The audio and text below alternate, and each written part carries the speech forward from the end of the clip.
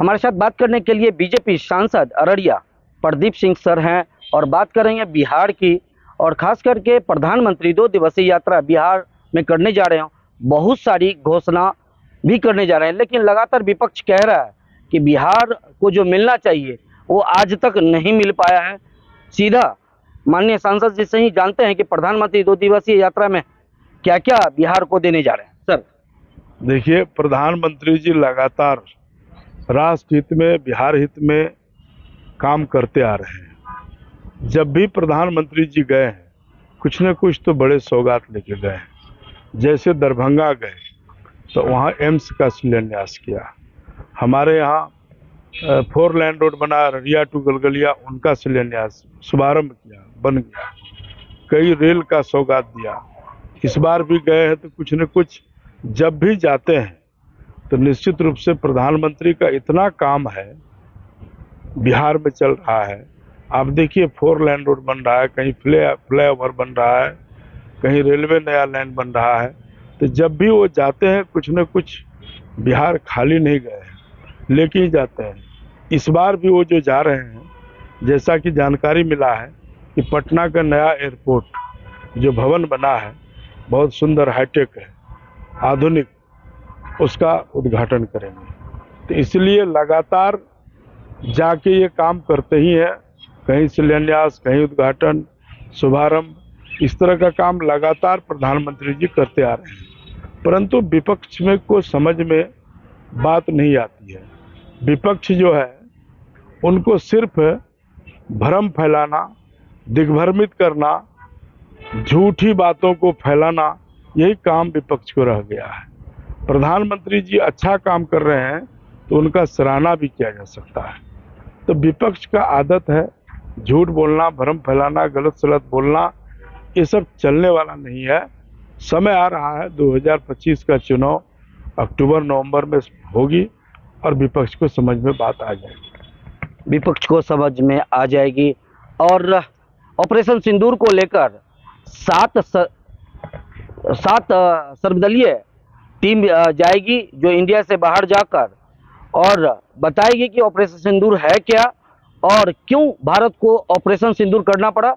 और 7 सीनियर नेता उस डेलीगेशन टीम को लीड करेंगे। बिहार से रविशंकर प्रसाद पूर्व कानून मंत्री और वर्तमान संजय झा जदयू से, बिहार से 2 सांसद इसको लीड करेंगे। टोटल 7 कमेटियां बनाई गई और कांग्रेस के शशि थरूर को सरकार ने नामित किया, लेकिन कांग्रेस ने अपने 4 नाम अपने दिए। लेकिन उनका ये कहना है कि हमने जो नाम दिए उसमें से सरकार ने नाम नहीं लिया है।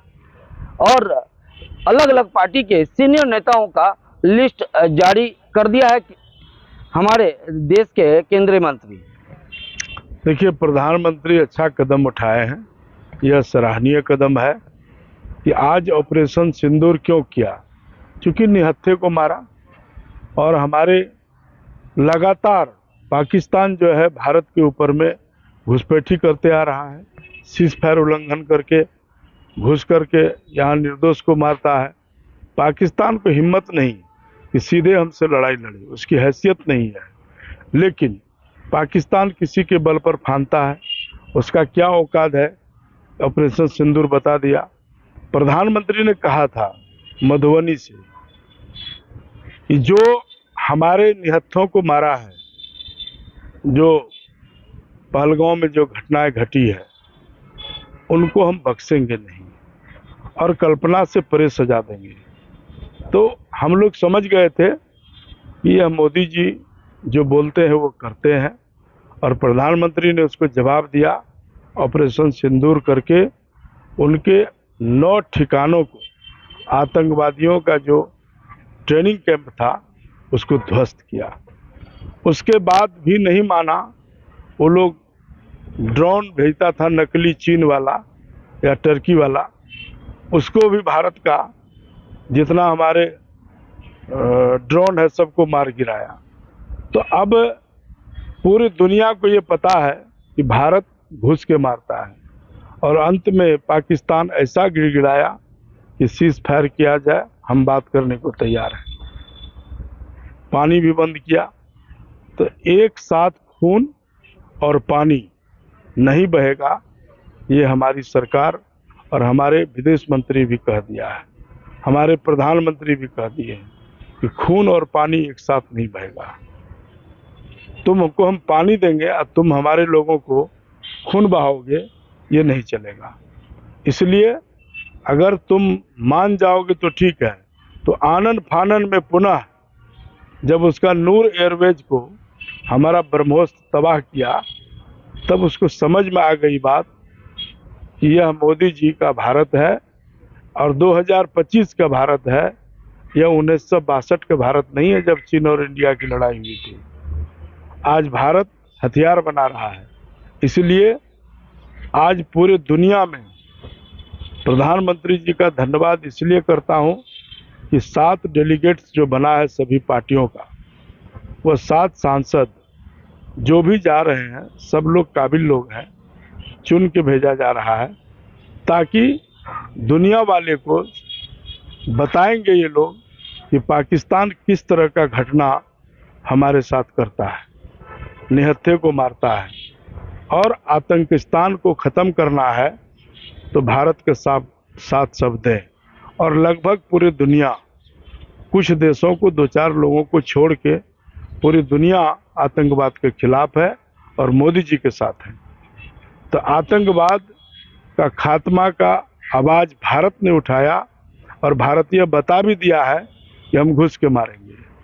अब दूसरी बार अगर वो करता है तो प्रधानमंत्री ने कह दिया है इसको युद्ध समझा जाएगा।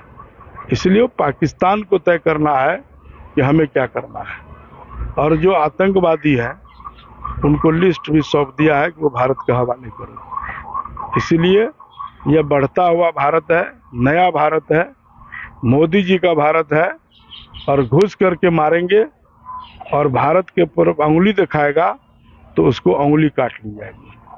वहीं डेलीगेशन टीम में आम आदमी पार्टी के किसी भी सांसद को नहीं लिया गया है और वहीं दिल्ली में निगम आम आदमी पार्टी का जो निगम टीम है उसमें बिखराव हुआ है। 13 से 15 निगम पार्षद ने अपनी नई पार्टी की घोषणा किया है और आम आदमी पार्टी से अलग हो गया है। क्या कहेंगे आम आदमी पार्टी? आम आदमी पार्टी और इंडिया जो गठबंधन है वो तो टूट चुका है।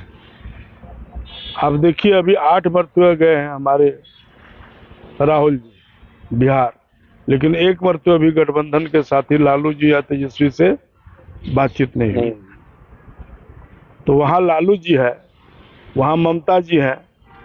तो कांग्रेस को यह समझ में बात आ गई है यही लोग हमारा दुश्मन है। भारतीय जनता पार्टी उसका दुश्मन नहीं है, न उसका विरोधी है। भारतीय जनता पार्टी 1952 से जनसंघ से संघर्ष करते करते आज हम सत्ता पे पहुंचे हैं। लेकिन जो देश में ममता जी के पार्टी हो या लालू जी के पार्टी हो या अरविंद केजरीवाल का, ये सब कब का पार्टी है। इसलिए राहुल समझदार आदमी है, समझ रहे हैं उनको क्या करना है नहीं करना है। तो इंडिया गठबंधन में मेल नहीं है, वो टूट चुका है, दिल्ली में टूट चुका है और जगह भी टूटने वाला है। और जब टूटेगा तो फिर केजरीवाल का यहाँ घर भी टूट रहा है। जिस तरह से आज निगम पार्षद ने फैसला लेके एक नई पार्टी का गठन किया है, तो उस पार्टी का कोई मूल उद्देश्य ही नहीं है, उस पार्टी का कोई आइडियोलॉजी नहीं है पार्टी का। तो सत्ता प्राप्त करना आंधी में, कभी कभी अंधेरे में एक आध बार लाठी मिल जाती है जी। तो केजरीवाल मिल गया, लेकिन उसका पार्टी का उद्देश्य क्या है। जैसे भारतीय जनता पार्टी है, हम राष्ट्र को सर्वोपरि मानते हैं, राष्ट्र ऊपर है, राष्ट्र हित में हम काम करते हैं। हमारा मुख्य उद्देश्य है राष्ट्र सर्वोपरि है, दल पार्टी से ऊपर राष्ट्र है। तो हम राष्ट्र की चिंता करते हैं और ये लोग अपना अपना परिवार का चिंता करता है। चाहे लालू जी हो, कांग्रेस हो, सब तो परिवार का पार्टी है। इसीलिए हमारा काम करने का और उनका काम करने में फर्क होगा।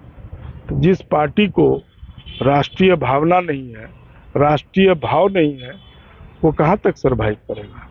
तो कितना दिन आप कागज का नाव कितना चलाओगे, तो गल जाएगा ना। वहीं पी चिदम्बरम जी ने भी कहा कि एनडीए बिखर रहा है, कमजोर हो रहा है। सही बात बोला है। अब अपने नेता से पूछे ना पी चिदम्बरम अनुभवी आदमी हैं, पुराने लोग हैं। अब उनका भी सच बात बोले हैं कि इंडिया गठबंधन में मेल नहीं है, आपस में बिखराव है। तो उंगली में ताकत नहीं होती है ना, मुट्ठी में ताकत होती है। तो जब उसका गठबंधन बिखरा पड़ा है तो उनको तो ठीक करे वो, और तब भारतीय जनता पार्टी से या इंडिया गठबंधन से लड़ने की बात करें। इंडिया एकजुट है। एनडीए एकजुट है और 2025 विधानसभा बिहार में होने जा रहा है और प्रधानमंत्री 2 दिवसीय यात्रा में बिहार पहुंच रहे हैं। बड़ी बड़ी घोषणाएं, और सासाराम भी जाने वाले हैं, कई 4 लेन हैं, हो सकते हैं उनके भी उद्घाटन प्रधानमंत्री करेंगे। हमारे साथ खास बातचीत में NBC 24 पर अररिया सांसद प्रदीप सिंह सर थे और मैं Ravi Neeraj, NBS 24 news Delhi video journalist Manoj के साथ। धन्यवाद।